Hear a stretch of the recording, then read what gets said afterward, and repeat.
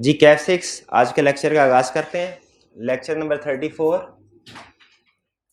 जो चैप्टर हमने कल स्टार्ट किया था वो था बजटिंग का, जिसमें हम किसी कंपनी का जो नेक्स्ट पीरियड का बजट होता है प्रोडक्शन का, वो बजट प्रिपेयर करते हैं।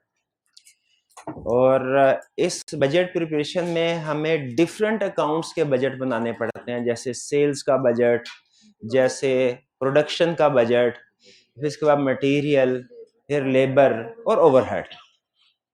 ठीक है। मेन जो कंसेप्ट आपने, इसे फंक्शनल बजट कहते हैं। फंक्शनल बजट और मास्टर बजट में फर्क तो पता है ना आपको। मेन कंसेप्ट आपने ये रखना है कि कहानी शुरू होनी है सेल्स से। नॉर्मली हम क्वेश्चन में सबसे पहले सेल्स की फिगर कैलकुलेट करते हैं, या हमें सेल्स की फिगर चाहिए होती है। सेल से हम कैलकुलेट करते हैं फिनिश गुड्स सोल्ड कितने हुए। ठीक है, फिनिश गुड्स सेल से फिर हम प्रोडक्शन कैलकुलेट करते हैं कि फिनिश गुड्स प्रोड्यूस कितने हुए। ठीक है, तो हमारे लिए स्टार्ट होगा सेल से, लेकिन जो सबसे अहम अकाउंट है जिसका हमने बजट बनाना है वो है फिनिश गुड्स का, प्रोडक्शन का। ठीक है, और इस प्रोडक्शन का जब हम काउंट बनाएंगे, इसमें finish goods produced during the year, ये हमारी की फिगर होगी। क्योंकि finish goods produce during the year से आगे फर्दर, क्योंकि आपको पता है जब गुड प्रोड्यूस होती है उस पर कौन कौन से एक्सपेंसेस इनकर होते हैं, मटेरियल, लेबर, ओवरहेड। तो हमारा जो मटेरियल का बजट है वो भी डिपेंड करता है goods, finish goods produce during the year पे। जो हमारा लेबर का बजट है वो भी डिपेंड करता है finish goods produce during the year पे। जो हमारा ओवरहेड्स है वो भी डिपेंड करता है finish goods produce during the year पे। ठीक है, और finish goods produce during the year किस पे डिपेंड करती है, सेल्स के ऊपर। ठीक है, ये एक लिंक बना होता है। आप उस लिंक से डाउनवर्ड भी चल सकते हैं, यानी अगर आपको सेल्स की फिगर दी हो तो आप उससे प्रोडक्शन की फिगर, उसके बाद मटेरियल की फिगर्स वगैरह कैलकुलेट कर सकते हैं। टॉप डाउन से भी और बॉटम अप अप्रोच से भी चल सकते हैं बजटिंग में। वो कैसे कि आपको मटेरियल, लेबर, ओवरहेड्स की यूटिलाइजेशन वगैरह की फिगर दी हो, इससे फिनिश गुड्स प्रोड्यूस को कैलकुलेट कर लेते हैं और इससे सेल्स की फिगर को कैलकुलेट कर सकते हैं। डिपेंड करता है क्वेश्चन में इंफॉर्मेशन हमें क्या देता है और हमसे रिक्वायर क्या करता है। ठीक है, बेसिक जो नॉलेज इस बजटिंग के क्वेश्चंस को अटेम्प्ट करने के लिए आपको चाहिए वो है टी काउंट का नॉलेज, कि आपको टी काउंट का नॉलेज हो और कुछ कैलकुलेशन सॉल्व करने के काबिल हो। ठीक है, कुछ कैलकुलेशन सॉल्व करने के काबिल हो। कंसेप्ट्स इसमें आप देखेंगे बहुत ज्यादा नहीं है, और जो कंसेप्ट्स हैं वो आप ज्यादातर सीख चुके हैं। कंसेप्ट इसमें ज्यादा नहीं है, इसमें क्या चीज होगी, कैलकुलेशन ज्यादा होंगी। ठीक है, और इसको हम डिफरेंट फॉर्मेट है इसको करने के, लेकिन हम इसको टी काउंट अप्रोच के मुताबिक बजटी का क्वेश्चन सॉल्व करेंगे, इसलिए कि जो प्रीवियस नॉलेज है उसी को यूज करते हुए अगर नया टॉपिक सीखा जाए ना तो वो आसान हो जाता है। ठीक है, हालांकि इससे फर्क कोई नहीं पड़ता, टी काउंट अप्रोच के मुताबिक भी वही फिगर्स, वही बजट बनेगा जो कि स्टेटमेंट फॉर्म में बनेगा, लेकिन स्टेटमेंट फॉर्म में ऐड लेस करना पड़ा, और कभी जो ऐड है वो लेस हो जाता है, लेस और ऐड हो जाता है। लेकिन टी काउंट में डेबिट क्रेडिट का कंसेप्ट अप्लाई होता है। तो हम चूंकि अकाउंटेंट्स हैं तो बाय डिफॉल्ट हम डेबिट क्रेडिट के कंसेप्ट्स के साथ फेमिलियर होते हैं, कंफर्टेबल होते हैं। ठीक है जी, अब आपको एक क्वेश्चन दिया था, कल हमने कुछ कंसेप्ट्स डिस्कस किए थे, फिर इसके बाद आपके साथ क्वेश्चन शेयर किया था जो आपको होम असाइनमेंट के तौर पे दिया गया था। इस क्वेश्चन को पहले डिस्कस करते हैं, फिर इस क्वेश्चन को हम अटेम्प्ट करेंगे। क्वेश्चन विजिबल है आपके लिए? ठीक है, आपके सामने होगा भी। देखिए, सबसे पहले रिक्वायरमेंट को पढ़ लेते हैं। रिक्वायरमेंट में क्या कह रहा है, प्रोड्यूस द फॉलोइंग बजट्स। कौन कौन से बजट्स, प्रोडक्शन इन यूनिट्स कह रहा है। ये प्रोडक्शन बजट कौन सा होता है, ये जहन में रखिएगा, फिनिश गुड का। ये रॉ मटेरियल का नहीं होता, रॉ मटेरियल कोई और चीज है, फिनिश गुड्स कोई और चीज है। ठीक है, फिनिश गुड्स कोई और चीज है। रॉ मटेरियल बहुत से मसाले हैं जिनसे मिलके फिनिश गुड्स एक हंडिया बनेगी, पकेगी। तो फिनिश गुड और है और रॉ मटेरियल, ये जहन में रखे। कह रहा फिनिश गुड का मुझे बजट बना के दो, हमने कहा ठीक है। फिर इसके बाद मटेरियल यूजेज का बजट बना के दो। मटेरियल यूजेज का मतलब क्या है? Material consumed. मसाले बताओ कितने लगेंगे इसको बनाने में? Material usages. अच्छा, ये किलोग्राम एंड लीटर, ये बेसिकली किलोग्राम हो लीटर हो जो असल में ये यूनिट्स में बता रहा है कि मटेरियल भी यूनिट्स में आपने बताना है। इसका मतलब है फिनिश गुड्स का अकाउंट भी यूनिट्स में बनेगा, मटेरियल का अकाउंट भी यूनिट्स में बनेगा। फिर मटेरियल परचेजेस, कह रहा है बताओ मुझे मटेरियल कितना परचेज होगा, किलोग्राम एंड लीटर। ये वाला जो एरिया है इसमें वो क्या कह रहा है? यूनिट्स में बताओ कितना मटेरियल परचेज करना पड़ेगा। और फिर पाउंड में, पाउंड जाहिर है फॉरेन क्वेश्चन है तो उन्होंने अपनी करेंसी में बताया, पाकिस्तान का क्वेश्चन आएगा तो रुपीज होगा। पाउंड रुपीज का मतलब क्या है? अमाउंट में मुझे परचेजेस बताओ। फर्क क्या है? फर्क सिर्फ एक कैलकुलेशन का है। यूनिट से रुपीज में कन्वर्ट करने के लिए सिर्फ एक चीज आपको चाहिए, वो बता सकते हैं चीज क्या है? Unit price. जिस चीज की आपको यूनिट प्राइस पता है ना, आप उसे विद इन सेकेंड्स यूनिट से रुपीज में कन्वर्ट कर सकते हैं। यूनिट्स को मल्टीप्लाई कर दें प्राइस के साथ, ठीक है। तो अगर हमारे बी हमने कैलकुलेट कर लिया ना, ठीक है, तो सी बहुत आसान है।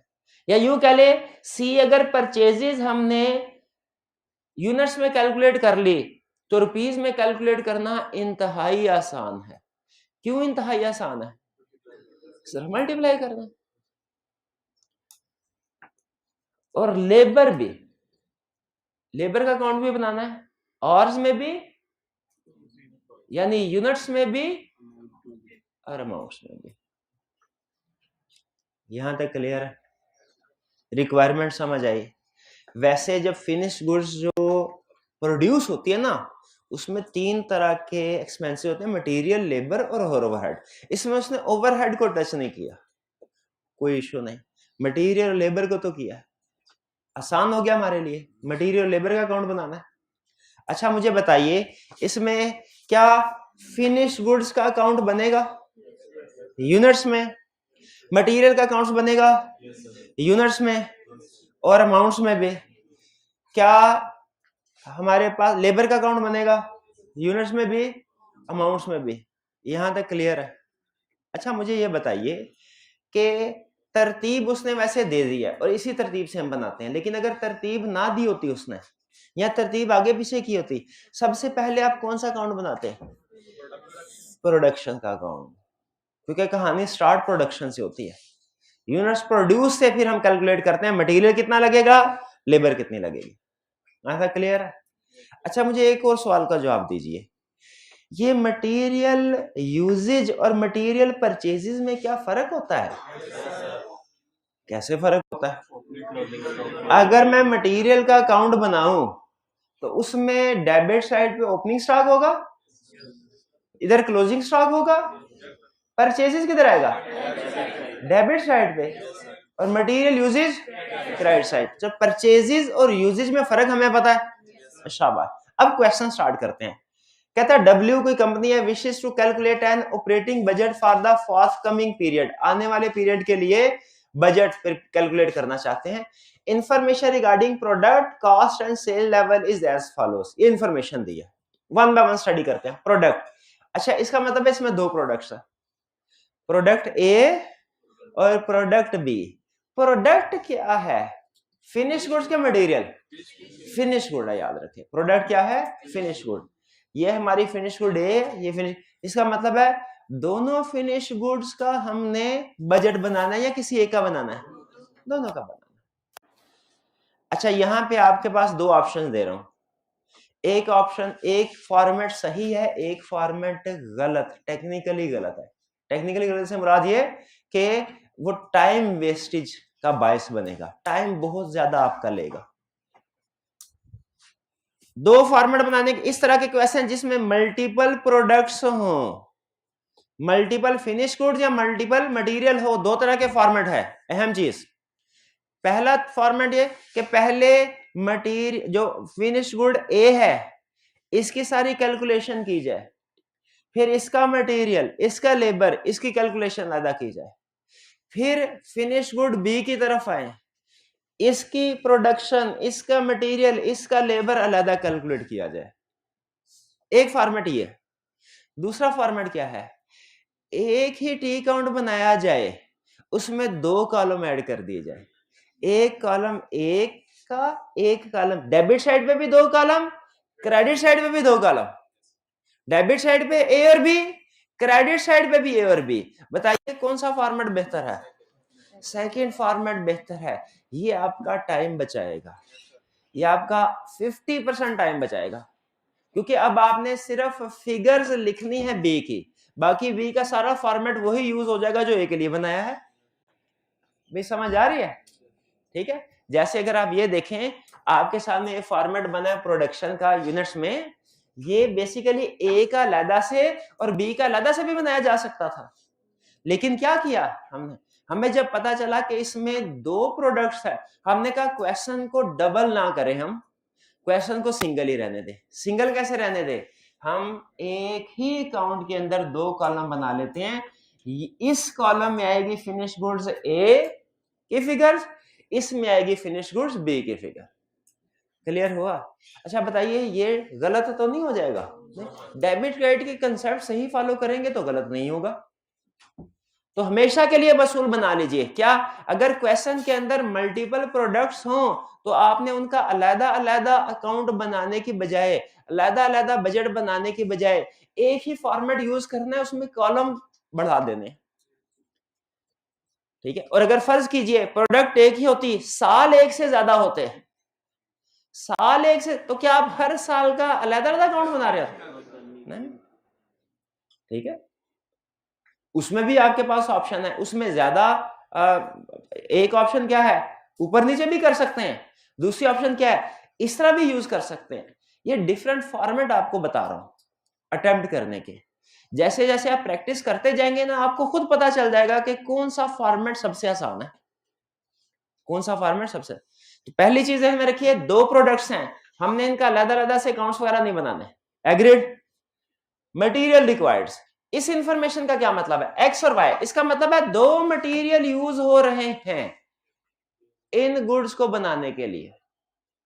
ए को बनाने के लिए कितने मटेरियल यूज हो रहे हैं, ये इंफॉर्मेशन, इसको समझना बहुत अहम है। कैलकुलेशन में कुछ भी नहीं है, लेकिन समझना अहम है। इस इंफॉर्मेशन का, इस हिस्से का मतलब क्या है, इस हिस्से का ये समझिए। ये हिस्सा आपको ये बता रहा है कि ए प्रोडक्ट को मैन्युफैक्चर करने के लिए, प्रोड्यूस करने के लिए, इसका एक यूनिट बनाने के लिए एक्स की कितनी क्वांटिटी चाहिए, 2, और वाई की कितनी क्वांटिटी चाहिए, 1। क्लियर हुआ? अच्छा मुझे बताइए, अगर क्लियर हुआ, हमने ड्यूरिंग द ईयर 50 यूनिट्स अगर मैन्युफैक्चर किए, मैन्युफैक्चर सेल की बात नहीं कर रहा, 50 यूनिट्स ए के मैन्युफैक्चर किए, एक्स के कितने यूनिट्स कंज्यूम हुए होंगे, वाई के कितने कंज्यूम होंगे, 50। शाबाश, ये कंसेप्ट समझ आ गया। इसी तरह बी, ये इंफॉर्मेशन क्या बता रही है कि बी का एक यूनिट बनाने के लिए एक्स के कितने यूनिट यूज कर रहे हैं और वाई के कितने यूनिट यूज कर रहे हैं।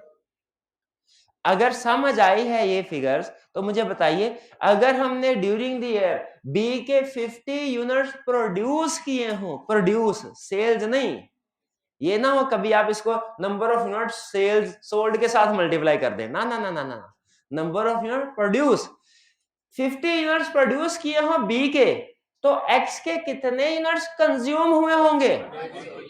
फिर बताइए, बी के 50, गौर से सुनिए, बी के 50 यूनिट्स प्रोड्यूस करने के लिए एक्स के कितने यूनिट कंज्यूम हुए होंगे, और बी के 50 यूनिट्स प्रोड्यूस करने के लिए वाई के कितने यूनिट्स कंज्यूम हुए होंगे, 200। भाई यहां तक क्लियर है? आगे चले नेक्स्ट। अच्छा, इसका मतलब ये हुआ कि जब हम कैलकुलेशन करेंगे, अब थोड़ा विजुअलाइज करें, जब हम कैलकुलेशन करेंगे तो अगर हमें प्रोड्यूस यूनिट्स आ गए हमारे पास, तो हम मटेरियल की कंजम्पशन निकाल सकते हैं। फिनिश गुड्स प्रोड्यूस अगर हमें मिल जाएंगे तो मटेरियल की कंजम्पशन निकाल सकते हैं। कैसे निकाल सकते हैं, जो भी प्रोड्यूस हुए होंगे उनको मल्टीप्लाई कर देंगे। एग्रीड? इसका मतलब है प्रोडक्शन के यूनिट चाहिए मुझे, प्रोडक्शन के यूनिट। अगर मुझे फिनिश गुड प्रोडक्शन के यूनिट मिल जाएं तो मैं मटेरियल कंजम्पशन के यूनिट्स बता सकता हूं। अगर मुझे प्रोडक्शन के यूनिट्स मिल जाएं, मैं मटेरियल फिनिश गुड प्रोडक्शन के यूनिट्स मिल जाए, मैं मटेरियल कंजम्पशन के यूनिट्स बता सकता हूं। एग्री करते हैं? आगे चलो। लेबर आज रिक्वायर्ड, सिमिलर कंसेप्ट। क्या बता रहा है? ए प्रोडक्ट को बनाने में स्किल्ड लेबर कितनी कंज्यूम होती है? कंज्यूम कर ले या यूज कर ले, 4 आवर्स। और अनस्किल्ड लेबर कितनी यूज होती है? 2 आवर्स। अगर हम ड्यूरिंग द ईयर ए के 100 यूनिट्स प्रोड्यूस करें, सेल नहीं प्रोड्यूस करें, तो बताइए हमने स्किल्ड लेबर कितनी कंज्यूम की? 400 आवर। शाबाश। और सेमी स्किल्ड लेबर्स कितनी? 200 आवर। क्लियर? कोई प्रॉब्लम तो नहीं है। अगर इसी तरह बी, अगर ड्यूरिंग द ईयर हमने बी के 50 यूनिट्स प्रोड्यूस किए, सेल्स नहीं प्रोड्यूस किए, बी के 50 यूनिट्स प्रोड्यूस किए, तो हमने स्किल्ड लेबर के कितने आवर्स कंज्यूम किए? 100। और अनस्किल्ड के 150। भाई समझ आती है? 250 किधर? 150 किसने कहा था? किधर? कैलकुलेटर किधर है आपका? कैलकुलेटर किधर है? अच्छा चले कोई बात नहीं। यहां तक क्लियर है? सेल्स लेवल यूनिट्स में दिया हुआ 2000 यूनिट्स, 1500। अच्छा, तो इसका मतलब ये हुआ कि मैं अभी आपको बता सकता हूं ड्यूरिंग द ईयर कितना मटेरियल कंज्यूम हुआ। क्यों नहीं? सेल्स को इससे मल्टीप्लाई कर दो। ये सेल्स है, शाबाश। प्रोडक्शन नहीं है। क्यों? यूनिट सोल्ड में और यूनिट प्रोड्यूस में फर्क होता है। क्या यूनिट सोल्ड और यूनिट प्रोड्यूस में फर्क होता है? किस चीज की वजह से फर्क होता है? ओपनिंग। शाबाश। ओपनिंग ये कहां से सीखा? कॉस्ट में। शाबाश, बेहतरीन। यूनिट सोल्ड में और यूनिट प्रोड्यूस में किसका फर्क होता है? ओपनिंग और क्लोजिंग स्टॉक का। इसीलिए हम इसको कंजम्पशन निकालने के लिए सेल से मल्टीप्लाई नहीं कर सकते, हमें यूनिट्स प्रोड्यूस के साथ मल्टीप्लाई करना होगा। क्लियर हुई बात? ओपनिंग स्टॉक दे दिया उसने, यूनिट्स में ओपनिंग स्टॉक दे दिया। आगे चलते हैं। ओपनिंग स्टॉक पता ना किधर आएगा? ये ओपनिंग स्टॉक किधर आएगा? किसके डेबिट साइड पे? फिनिश गुड के डेबिट। और ये हाँ नहीं, सही कह रहा है, सही कह रहा है। फिनिश गुड्स के ओपनिंग स्टॉक में यूनिट्स लिखा हुआ, ठीक है। Closing stock of materials and finish goods, materials and finish goods will be sufficient to meet 10% of demand। Demand से क्या मुराद है? Demand sale. अच्छा, कह रहा है क्लोजिंग स्टॉक होगा मटेरियल का भी और फिनिश गुड्स का भी। ये क्लोजिंग स्टॉक क्या होगा? कितना होगा? 10% ऑफ डिमांड। यानी अगर मैं closing stock of finish good calculate करना चाहता हूं, closing stock of finish good, एक मिनट है कोई स्टूडेंट जो मुझे बता सके closing stock of finish good क्या है? 10% ऑफ सेल्स 200। ए का क्लोजिंग स्टॉक कितना होगा? 200। अब बी का क्लोजिंग स्टॉक कितना होगा? 150। अच्छा, ये तो आसान था, मुश्किल सवाल पूछे। अब कैलकुलेशन के बगैर बताएं। फिनिश गुड का तो आपने क्लोजिंग स्टॉक बता दिया कि सर फिनिश गुड क्या है? जितने सेल्स किया फिनिश गुड की उसका 10%। वो कह रहा है क्लोजिंग स्टॉक ऑफ मटेरियल का भी यही रूल है। मटेरियल का भी क्लोजिंग स्टॉक कितना होगा? सेल्स का 10%, sufficient to meet 10% of demand. 10% of demand पे जितना मटेरियल चाहिए, वो 10% ऑफ डिमांड पे जितना मटेरियल चाहिए वही क्लोजिंग स्टॉक होगा ना? समझ आ रही है? फिनिश गुड का भी क्लोजिंग स्टॉक कितना था? 10% ऑफ डिमांड यानी सेल्स, डिमांड की जगह मैं सेल्स यूज कर लूं, 10% ऑफ सेल्स, सेल्स को मीट करने के लिए। मटेरियल का भी क्लोजिंग स्टॉक कितना होगा, 10% ऑफ सेल्स को मीट करने के लिए जितना जरूरी है। 10% ऑफ सेल्स कितनी है, एक ही बात करें 200, लेकिन ये तो फिनिश गुड है, हम इसको कन्वर्ट करेंगे कि 200 के फिनिश गुड्स को बनाने के लिए कितना मटेरियल चाहिए, वो हमारा होगा, वो हमारा क्लोजिंग स्टॉक होगा। यानी फिनिश गुड का 10% नहीं आ जाएगा मटेरियल का क्लोजिंग, फिनिश गुड का जो सेल्स, ये फिनिश गुड है ना, सेल्स फिनिश गुड की होती है, इसका 10% लेंगे तो वो फिनिश गुड के क्लोजिंग स्टॉक के इक्वल आएगा। और अगर आपने मटेरियल का क्लोजिंग स्टॉक कैलकुलेट करना है तो फिनिश गुड्स को कन्वर्ट करना पड़ेगा मटेरियल में। क्लियर, भी समझ आ रही है? इसी तरह अच्छा चलिए कैलकुलेशन आगे चल करेंगे। फिर कह रहा है opening stock of material x was 300 kg and for material why was 1000 litre. क्या दिया इसने, ओपनिंग स्टॉक किसका दे दिया, मटेरियल का, और मटेरियल का ही, फिनिश गुड का ऊपर दे दिया था, मटेरियल का नीचे दे दिया, कोई प्रॉब्लम नहीं, ओपनिंग स्टॉक भी आ गया, क्लोजिंग स्टॉक उसने दे दी। कल लेक्चर में बताया था ना क्लोजिंग स्टॉक के बारे में या ओपनिंग स्टॉक के बारे में, क्या यहां तो गिवन होगा या फार्मूला दे देगा, यहां उसने ओपनिंग स्टॉक गिवन कर दिया, क्लोजिंग स्टॉक का फार्मूला दे दिया। खुद बताइए क्या फार्मूला बहुत मुश्किल है, नहीं, सिर्फ कंसेप्ट की बात है, बाकी कैलकुलेशन ही है। कंसेप्ट इसमें इतना है, फिनिश गुड्स का closing stock as it is हो जाएगा क्योंकि सेल्स फिनिश गुड की होती है, लेकिन मटेरियल का क्लोजिंग स्टॉक कैलकुलेट करना है तो पहले सेल्स का 10% लेके उसको फिर मटेरियल रिक्वायर्ड में कन्वर्ट करना है, वो हमारा क्लोजिंग स्टॉक आएगा। मटेरियल का क्लोजिंग स्टॉक मटेरियल की फिगर पे बेस करेगा ना, अब फिनिश गुड का क्लोजिंग स्टॉक फिनिश गुड्स पे बेस करेगा। नहीं समझ आई बात, फिनिश गुड्स का क्लोजिंग स्टॉक फिनिश गुड पे बेस करेगा, मटेरियल का क्लोजिंग स्टॉक मटेरियल पे बेस करेगा। आगे चलते हैं। Material prices are 10 kg for material X and 7 per litre for material Y. ये प्राइसेस क्यों दी हैं, अमाउंट कैलकुलेट करने के लिए, अमाउंट कैलकुलेट करने। Labour cost are 12 per hour and the skilled work for, अच्छा for the skilled worker and 8 per hour for semi skilled workers. ये उसने मटेरियल के साथ लेबर के भी आर दे दी, क्यों, अमाउंट्स कैलकुलेट करने के लिए। लेकिन अमाउंट्स कैलकुलेट करना चुटकियों का काम है, असल काम क्या है, यूनिट्स।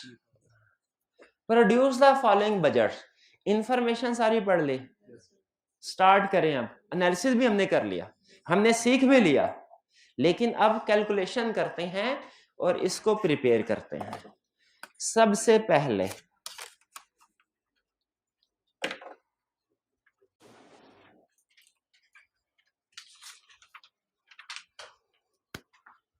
स्टार्ट करें। मटेरियल्स रिक्वायर्ड, उसने कहा, ये उसने बताया हुआ है कि एक यूनिट बनाने के लिए कितना मटेरियल चाहिए। ये इंफॉर्मेशन हमारे किस काम आती थी, मटेरियल कंज्यूम्ड कैलकुलेट करने के लिए। ये इंफॉर्मेशन किस काम आती थी, मटेरियल कंज्यूम्ड कैलकुलेट करने के लिए। लेकिन जब तक हम टोटल फिनिश गुड्स कैलकुलेट नहीं कर सकते कितने प्रोड्यूस हुए हैं, मटेरियल लेवल पे नहीं जा सकते, ठीक है। पहले सेल्स उसने दी हुई है, पहले फिनिश गुड्स फिर मटेरियल की बारी आएगी, डायरेक्ट मटेरियल की बारी नहीं आ सकती। तो सबसे पहले हमने प्रोडक्शन, ये बेसिकली फिनिश गुड्स का अकाउंट है, प्रोडक्शन का मतलब फिनिश गुड्स का अकाउंट है ये। सबसे पहले फिनिश गुड्स में बताइए ओपनिंग स्टॉक दिए हुए उसने, ए और बी, ए और बी, ठीक है।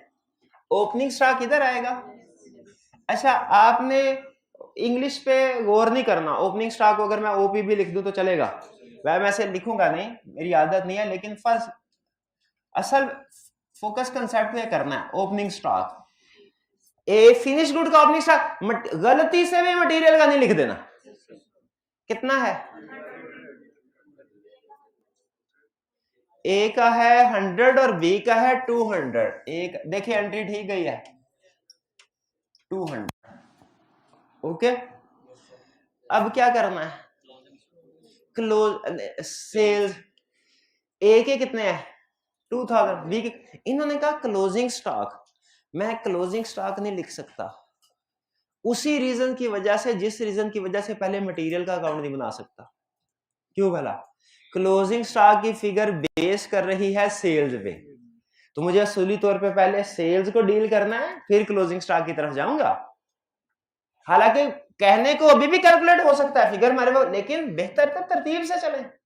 जो फिगर उसने गिवन दी होते हैं, गिवन, वो पहले फिट कर देना बेहतर होता है। तो गिवन इंफॉर्मेशन क्या है? सेल्स। यहां पे क्या आएगा? सेल्स ए के कितने यूनिट्स हैं? 2000। बी के 1500। देखे सही है, क्लियर? क्लोजिंग स्टॉक कितना है? Closing stock 200। कैसे आया? कैलकुलेशन शो करनी चाहिए। उसने कहा है 10%। 2000 into 10%, sufficient to meet 10% of sales। sufficient to meet यानी equal to 10% of sales। equal to 10% of sales। 1500 multiply by 10%। आप समझ रहे हो? बेसिक सी कैलकुलेशन है, बेसिक सी कैलकुलेशन है, वो भी करनी है। ये आ गया 200, 150 क्लोजिंग स्टॉक। इसका मतलब है अब हम क्या, बैलेंसिंग फिगर क्या है? Units produced, finish goods produced. ठीक है, यूनिट्स प्रोड्यूस्ड या फिनिश गुड्स प्रोड्यूस्ड लिख लें, वो आपकी मर्जी है। इसके साथ मैंने लिख दिया बैलेंसिंग फिगर। बैलेंसिंग फिगर कितने? यहां पे 2200 माइनस 100, तो सीधा 2100 क्यों नहीं बोल देते? खुदा का हो। 2100, शाबाश, 2100। और बी की 1450। ये आपका बजट हो गया। डेबिट क्रेडिट टोटल लिखने की जरूरत नहीं है, टी अकाउंट नहीं बना रहे, इवन टी अकाउंट भी बना रहे होते जरूरी नहीं होता। बताइए कुछ समझ आया कि नहीं? यहाँ पे हमने एक माइलस्टोन अचीव कर लिया, तसल्ली हो गई। जरा मैच कर ले, आंसर यही है। देखिए आपका प्रीवियस नॉलेज यूज किया हमने, कोई नया कंसेप्ट नहीं दिया आपको, प्रीवियस नॉलेज की बेस पे सॉल्व हो रहा है। आगे चले, चलिए। प्रोड्यूस हुए, अब इसके बाद मटेरियल का अकाउंट बनाना है हमें, यूजेज का और परचेजेस का भी। ठीक है, यूजेस का और परचेजेस का भी। तो अभी बना लेते हैं मटेरियल, यूजेस का और परचेजेस का। मटेरियल का अकाउंट बनाना है। ओपनिंग स्टॉक कितना है? 300 एंड 100, एक्स और वाई। अच्छा एक मिनट, इधर तो ऊपर ए और बी लिखा हुआ है, इधर एक्स और वाई लिखा हुआ है, ये क्या चक्कर है? वो फिनिश गुड का है, ये मटेरियल का है। वो फिनिश गुड है, ये मटेरियल है। तो भाई इधर ये ध्यान रखना है, ऊपर ए बी है, नीचे एक्स वाई। ए बी और चीज है, एक्स वाई और चीज है। ओपनिंग स्टॉक कितना है जी? ओपनिंग स्टॉक एक्स का कितना है? गिवन है ना, कितना बताइए? ओपनिंग स्टॉक ऑफ मटेरियल 300 और वाई का 1000। 300 एंड 1000, इधर आया 300, इधर आया 1000। बताइए क्लियर है? अब आगे इसके बाद उसने कुछ बताया है, क्लोजिंग स्टॉक, क्लोजिंग स्टॉक दिया हुआ उसने, कैलकुलेट करना, फार्मूला किधर है, closing stock of material will be sufficient to meet 10% of demand. 10% of demand कितनी है, 200, ठीक है, 200 है ना, तो 200 यूनिट्स बनाने के लिए जितना मटेरियल चाहिए वो होगा, यहाँ नोट कीजिएगा, ये जरा देखिएगा, फिर ना कहिएगा क्या हो गया, ये है क्लोजिंग स्टॉक, क्लोजिंग स्टॉक, ये क्लोजिंग स्टॉक है, ये क्लोजिंग स्टॉक है एक्स का, एक्स का भी कैलकुलेट करना है, ये क्लोजिंग स्टॉक वाई का भी कैलकुलेट करना है। एक्स का क्लोजिंग स्टॉक कितना होगा, जो ए के 10% और बी की भी 10% में, क्योंकि देखें जो एक्स है ना, एक्स ये ए में भी यूज हो रहा है, बी में भी यूज हो रहा है, ठीक है, ए में भी यूज हो रहा है, बी में भी यूज हो रहा है, जो ए में यूज हो रहा है वो भी आएगा, बी में यूज हो रहा है वो भी आएगा। अच्छा कितना, ए में कितना है, ए के 200 यूनिट्स बनाने के लिए एक्स कितना यूज होगा, 200 मल्टीप्लाइड बाय 2 कैसे आया, ए का 1 यूनिट बनाने के लिए एक्स के 2 यूनिट लगते हैं, इसका मतलब ये हुआ कि ए के 200 यूनिट बनाने के लिए कितने लगेंगे, 400, 200 मल्टीप्लाई बाय 2 आ गया, लेकिन x में हमने x का सिर्फ इतना ही स्टॉक रखना है जिससे a बन जाए, ये x का उतना स्टॉक हो गया फॉर जिससे a बन गया, अब क्या करना है, अब b का भी रखना है, क्योंकि सफिशिएंट टू मीट 10%, इसमें सिर्फ हमने 10% a के लिए रखना है कि b के लिए भी रखना है, b के लिए भी रखना है, ये अहम कंसेप्ट है। 10% सिर्फ एक फिनिश गुड का नहीं मीट करना और दूसरी फिनिश गुड का भी मीट करना, 10% सिर्फ एक का नहीं मीट करना, दूसरी फिनिश, ऐसा ही है ना, तो जो क्लोजिंग स्टॉक में एक्स के कितने यूनिट चाहिए, ये ए के लिए इतने यूनिट चाहिए, बी के लिए कितने चाहिए, 150 मल्टीप्लाइड बाय, क्यों, बी का यूनिट बनाने के लिए 3 चाहिए होते हैं, बिल्कुल 3 चाहिए, मल्टीप्लाइड बाय 3, मल्टीप्लाइड बाय 3, ये कितना आ गया, 200 इंटू 2 400, 150 इंटू 850। हाँ ये बताइए 850 की कैलकुलेशन क्लियर हुई कि नहीं, बिल्कुल सिंपल, बिल्कुल सिंपल, हमें चाहिए थे क्लोजिंग स्टॉक, हमने कैलकुलेट किया कि फिनिश गुड्स का कितना बनेगा, कितने यूनिट फिनिश गुड के चाहिए, और उसमें मटेरियल एक्स कितना लगेगा, मटेरियल वाई कितना लगेगा, कैलकुलेट कर दिया। अब यही काम हमने दोबारा करना है, दोबारा क्यों करना है, क्योंकि ए और बी को बनाने के लिए वाई भी यूज होता है, ए और बी को बनाने के लिए वाई भी यूज होता है, ठीक है, तो बताइए वाई का क्लोजिंग स्टॉक कितना रखना है, इतना के 10% ऑफ डिमांड को कवर कर ले, इतना के 10% ऑफ डिमांड को कवर कर ले, 10% ऑफ डिमांड क्या है, 200 और 150, अब वाई का कितना स्टॉक चाहिए, इतना के 200 और 150 को मीट कर ले, तो 200, अब ये किससे मल्टीप्लाई करेंगे, ठीक है, क्योंकि 200 यूनिट्स फिनिश गुड्स के प्रोड्यूस करने के लिए 200 ए के 200 यूनिट प्रोड्यूस करने के लिए वाई कितना लगेगा, 1 है ना, यहां पे आ जाएगा 1, और बी के 150 यूनिट्स प्रोड्यूस करने के लिए वाई कितना लगेगा, 4, ये कितना हो गया 200 प्लस 150 800, ये ले 800।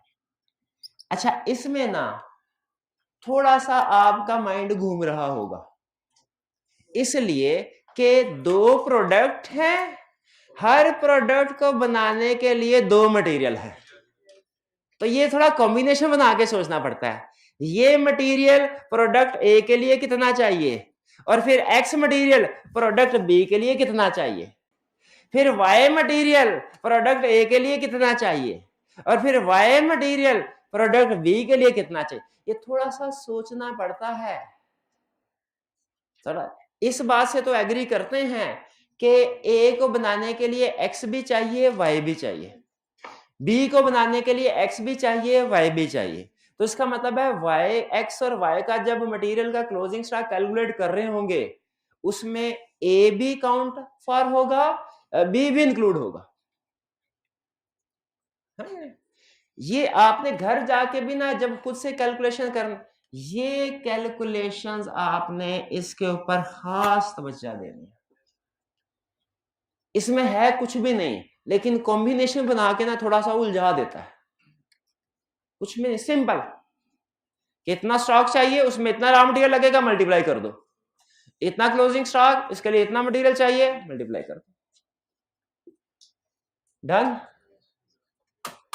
अब क्या करना है, मटेरियल, क्या मटेरियल कंज्यूम्ड कैलकुलेट कर सकते हैं हम? कैसे कैलकुलेट कर सकते हैं? यूनिट्स प्रोड्यूस्ड है, अच्छा यूनिट्स कंज्यूम्ड इधर आएगा, पक्की बात है, यूनिट्स कंज्यूम, यहां फिर यही कैलकुलेशन होने वाली है, ठीक है, फिर यही कैलकुलेशन। कैसे? कंजम्पशन अब कैलकुलेट करें, कंजम्पशन ऑफ, इसको थोड़ा अब मैं एलैबोरेट कर देता हूं, consumption of X on A, consumption of X on A, फिर consumption of X on B, consumption of X on B, फिर consumption of Y on A, और फिर consumption of Y on B. ये समझ आया आपको? ये आपकी टोटल कंजम्पशन आएगी, क्योंकि कंजम्पशन ए की भी निकालनी है, बी की भी निकालनी है, और एक्स पे यूटिलाइज हो रहा है, वाई पे भी। ये अल्फाज नोट कर ले। आप इसी तरह नीचे भी कैलकुलेशन कर सकते हैं, consumption of X on A, consumption of X on B, consumption of Y on A, consumption of Y on B. ये याद कर लें, इसको एज इट इज नीचे आपके लिए आसान हो जाएगी कैलकुलेशन। कंसेप्ट समझ आ रहा है ना? अच्छा, कंजम्पशन ऑफ एक्स ऑन ए, ठीक है, ए को प्रोड्यूस करने, ए के यूनिट कितने प्रोड्यूस हुए हैं? 2100, और ए के unit produce, consumption of X on A के 21, ए पे कितने यूनिट लगते हैं एक्स के? ए पे एक्स के कितने यूनिट लगते हैं? 2, तो कितने यूनिट्स ए के प्रोड्यूस हुए हैं? 2100, तो 2100 यूनिट प्रोड्यूस हुए हैं, तो एक्स के कितने कंज्यूम हुए? ए के 2100 यूनिट प्रोड्यूस करने में एक्स के कितने कंज्यूम हुए? 4200। ये है consumption of X on A, consumption of X on A कितना आ गया? 4200 कैसे आया? क्लियर है? ये 4200। और अब consumption of X on B, B के कितने यूनिट प्रोड्यूस हुए? 1450। बी के कितने यूनिट? बी का एक यूनिट प्रोड्यूस करने में एक्स के कितने लगते हैं? बी का एक यूनिट प्रोड्यूस करने में एक्स के कितने लगते हैं? 3। बी के टोटल 1450 हुए, चाहे इसके साथ 1450 और इसके साथ 2100 लिख दें, आसानी हो जाएगी। 1450 बी के यूनिट बनाने के लिए एक्स के कितने यूनिट? 1450 multiplied by 3, 43। भाई ये ठीक है, लिख, बाद में पूछेंगे ना, नहीं सर ये 4200 कैसे आया था? मुझे लग रहा है पूछेंगे यार, कैसे आया था 4200? Sorry 4350, 4350 consumption of X on B 4350। भाई पूछेंगे तो नहीं ये कैसे आया था, ठीक है। ये 2100 मल्टीप्लाइड बाय 2 और ये 1450 मल्टीप्लाइड बाय 3। इसको 21 से क्यों मल्टीप्लाई किया और इसको 1450 से क्यों मल्टीप्लाई, ये ए है ये बी है, क्लियर। अब क्या करना है, consumption of Y on A और consumption of Y on B. अब consumption of Y on A कैसे कैलकुलेट होगी, consumption of Y on A के ए के 2100 यूनिट बने हैं, ए का 1 यूनिट बनाने के लिए वाई के कितने यूनिट्स यूज होते हैं, 1। तो इसका मतलब ए के 2100 यूनिट बनाने के लिए वाई के भी 2100, शाबाश शाबाश 2100, ये आ गया यहाँ पे 2100, एग्री करते हैं। फिर इसके बाद consumption of Y on B, consumption of Y on B, B के कितने यूनिट्स प्रोड्यूस हुए थे, 1450। 1 यूनिट प्रोड्यूस करने में वाई के 4 यूनिट लगते हैं, बी का 1 यूनिट प्रोड्यूस करने में वाई के 4 यूनिट लगते हैं। 1450 बी यूनिट प्रोड्यूस करने में वाई के कितने यूनिट लगेंगे, 1450 मल्टीप्लाइड बाय 4, कितना आ गया 5800। देखिए यही है, ठीक है। ये फार्मूला याद, कंजम्पशन ऑफ एक्स ऑन ए, ये थोड़ा ज्यादा कंसेप्चुअल, इसकी निस्बत थोड़ा सा लेंथी हुआ है, लेकिन मेरा ख्याल है ये ज्यादा कंसेप्चुअल इसका है ना। Consumption of X on A, consumption of X on B, consumption of Y on A, consumption of Y on B. X की दोनों कंजम्पशन एक्स के डब्बे में आ गई, वाई की दोनों कंजम्पशन वाई के डब्बे में आ गए, डन। अब क्या करना है, बैलेंसिंग फिगर। बैलेंसिंग फिगर क्या होगी, पक्की बात है, ऐसे ही होता है ना, टी अकाउंट में ऐसे सीखा हुआ ना, परचेजेस, परचेजेस, इसके नीचे लिख देते हैं बैलेंसिंग फिगर, बैलेंसिंग फिगर। अब पहले कोई स्टूडेंट एक्स की बता दे, 9100 7700, ये लीजिए। टोटल छोटल करने की कोई जरूरत नहीं है कि इधर आप लोग जैसे टी अकाउंट में आदत पड़ी होती ना, कोई चक्कर ही नहीं। भाई ये क्लियर हो गया, कोई प्रॉब्लम। ये यूनिट्स परचेज हुए हैं तो purchase material purchase account, purchases account, ये तो वैसे ही हमने बना लिया, सिर्फ कंसेप्ट क्योंकि आगे चल के यूज होगा, वरना तो एक लाइन में कैलकुलेशन निपट जाएगी। ये मटेरियल परचेजेस का अकाउंट है रुपीज में। बताइए परचेजेस कितनी, इसको कैश में करें क्रेडिट में कर देते हैं, परचेजेस डेबिट क्रेडिट क्रेडिट, यही एंट्री होती है ना। ये तो क्वांटिटी में था, तो परचेजेस डेबिट ही होगा ना, बाय क्रेडिटर, बाय क्रेडिटर्स।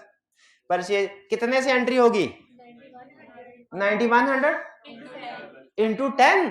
10 कहां से आया,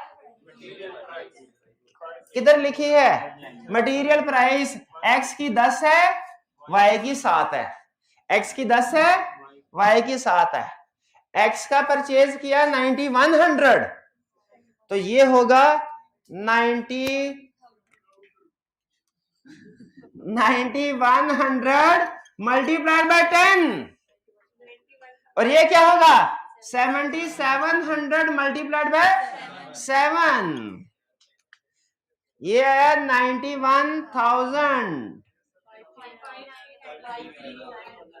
ये आया 53900। देखे टैली है, करिए।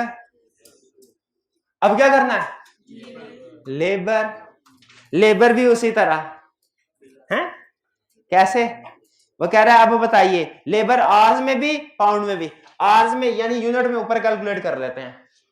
अब इसमें इसी तरह कंजम्पशन ऑफ स्किल्ड, ये अप्रोच यूज करते हैं ना, थोड़ा लेंथी है लेकिन सिंपल बैठती है।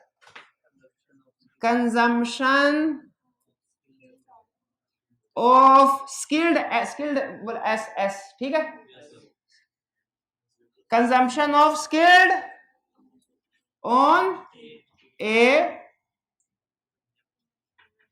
consumption of skilled on B, फिर consumption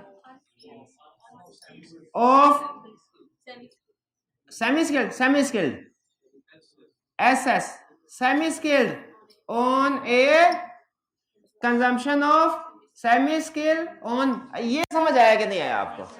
ये आसानी के लिए हमने उसे 4 हिस्सों में डिवाइड कर लिया। इससे लेंथी तो हो गया लेकिन आसान हो गई कैलकुलेट। अब बताइए ए का यूनिट प्रोड्यूस करने के लिए स्किल्ड के कितने चाहिए? ए का 1 यूनिट प्रोड्यूस करने के लिए स्किल्ड के कितने चाहिए? ए के कितने यूनिट प्रोड्यूस हुए? 2100। तो 2100 यूनिट प्रोड्यूस करने के लिए कितने चाहिए? 8400। ये था 4 इंटू 2100, कितना हो गया? 8400। 8400 ये असल में स्किल्ड और अनस्किल्ड होना चाहिए, है ना? ये ए और बी नहीं, ये होना चाहिए स्किल्ड और semi skilled. Skilled semi skilled, ये इधर यूटिलाइजेशन इधर होगी, वो तो वैसे काउंट टैली करने के लिए बनाया है भाई। ये बात समझ आई है? अब स्किल्ड कुछ लेबर बी पे भी लगी है। बी के कितने यूनिट प्रोड्यूस हुए थे? 1450। बी का एक यूनिट प्रोड्यूस करने के लिए स्किल्ड कितनी चाहिए? 2। बी का 1 यूनिट प्रोड्यूस करने के लिए स्किल्ड कितनी चाहिए? 2। और बी के 1450 यूनिट प्रोड्यूस करने के लिए स्किल्ड कितनी चाहिए? 1450 इंटू 2, 1450 कितना हो गया? 2900। 2900 ये ऑर्स हैं, ऑर्स कैलकुलेट हो रहे हैं, ध्यान में रखिए। अब क्या करना है? फिर से consumption of semi skilled on A calculate करनी है। तो बताइए ए का 1 यूनिट प्रोड्यूस करने के लिए कितनी सेमी स्किल्ड चाहिए? 2। और ए के 2100 यूनिट प्रोड्यूस करने के लिए कितनी सेमी स्किल्ड चाहिए? 2100 इंटू 2, 4200। 2100 इंटू 2, 4200 भी ठीक है। अब consumption of semi skilled on B, B पे भी तो सेमी स्किल्ड लगी है, तो बी का 1 यूनिट प्रोड्यूस करने के लिए कितने सेमी स्किल्ड? 5। बी का 1 यूनिट प्रोड्यूस करने के लिए कितने सेमी स्किल्ड? 5। और बी के 1450 यूनिट प्रोड्यूस करने के लिए कितने? 1450 इंटू 5, 5 इंटू 1450 कितना बना? 7250। ये ले क्लियर? कोई प्रॉब्लम? जी भाईजान आप ये वाले भाई इसमें आप थोड़ा कंफ्यूज लग रहे थे, अब ये ठीक हो गया, अब ये समझ आ गया। अब आइंदा हम इसकी बजाय डायरेक्ट की बजाय थोड़ा लेंथी काम कर लेंगे लेकिन इजी रखेंगे। लेबर इन अमाउंट्स कितनी है? एंट्री क्या करें? Labour expense debit, payable credit कर दें कि कैश कर दें? कैश कर दें, जो आप कहते हैं। कैश कर दें भाई, कैश कर दें, कैश कर दें। अब इसमें भी skilled semi skilled, skilled semi skilled. अब बताइए स्किल्ड को कितना कैश देना है? क्या रेट है स्किल्ड का? 12 पर आवर। तो स्किल्ड का कैसे आएगी कैलकुलेशन? स्किल्ड कैसे आएगी? अब ए पे लगे या बी पे लगे एक ही रेट है, ए बी लिखने की जरूरत नहीं है। 10 है, 12 है, 12 मल्टीप्लाई में कितना लगा? ये दोनों को ऐड करके बताना है। 111300 और रेट कितना था? 12। कितने आ गया? 135600। देखें ओके है। और सेमी स्केल्ड, अब सेमी स्किल्ड के लिए इन दोनों को ऐड करना है, क्योंकि सेमी स्किल्ड ने ए पे भी काम किया, बी पे भी काम किया। रेट क्या है? 8। तो इन दोनों को ऐड करने से क्या बनता है? 11450 इंटू 8 916। ओए ओए एक मिनट, ठीक है 91600। मैं ये क्लियर हुआ? ठीक है। अच्छा, आप ये सोच रहे होंगे कि एक एक फिगर है तो काउंट बनाने की क्या जरूरत है? इस क्वेश्चन में नहीं थी, मे भी आ गया है। तो हमें कंप्लीट पिक्चर, एक चीज ध्यान में रखिएगा, बताया था कि आपको फॉर्मेट, सिस्टमैटिक अप्रोच, ये दो चीजें फॉलो करनी है, क्योंकि हमने क्वेश्चन सॉल्व नहीं करने, ठीक है, हमने कंसेप्ट सीखना है। ठीक है, एग्जैक्ट ऐसी अप्रोच होनी चाहिए, ऐसा फॉर्मेट होने चाहिए जो सारे क्वेश्चन में यूज हो सके। तो अहम चीज हमारे लिए क्या है? फॉर्मेट और अप्रोच। देखिए सॉल्यूशन के साथ टैली होता है सारा, क्लियर हो गया? यह भाई सिंपल अप्रोच। क्या? पहले सेल्स से निकलेंगे यूनिट्स प्रोड्यूस्ड, और प्रोड्यूस से फिर तीनों चीजें निकल सकती हैं, मटेरियल, लेबर और। अच्छा, आपसे क्वेश्चन पूछूं, इस क्वेश्चन में हमने तरतीब रखी पहले फिनिश गुड्स की, फिर उसके बाद मटेरियल, लेबर, ओवरहेड की तरफ गए। ओवरहेड यूं ये बनाने के लिए कह रहा हूं, ओवरहेड। क्या फिनिश गुड्स का बजट बनाए बगैर मटेरियल, लेबर, ओवरहेड का बजट बनाया जा सकता है? नहीं, पक्की बात है। क्या फिनिश गुड्स का बजट बनाए बगैर मटेरियल, लेबर, ओवरहेड का बजट बनाया जा सकता है?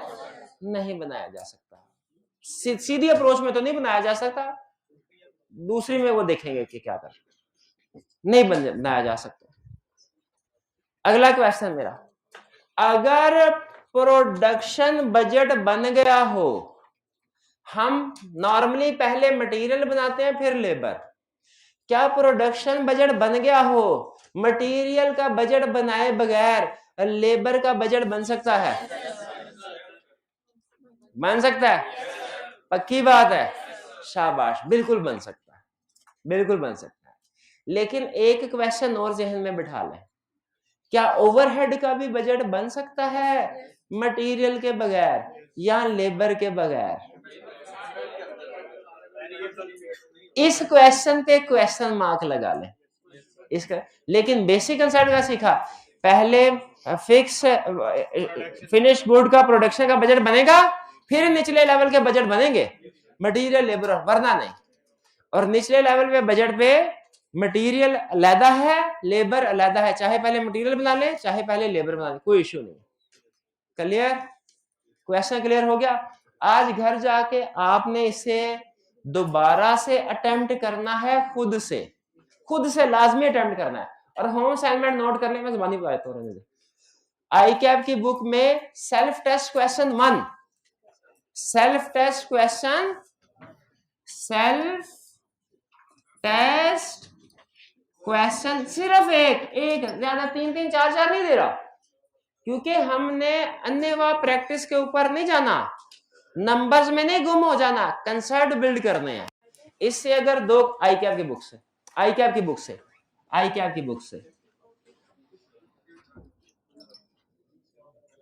ठीक है जी, क्वेश्चन लाजमी करके आइएगा।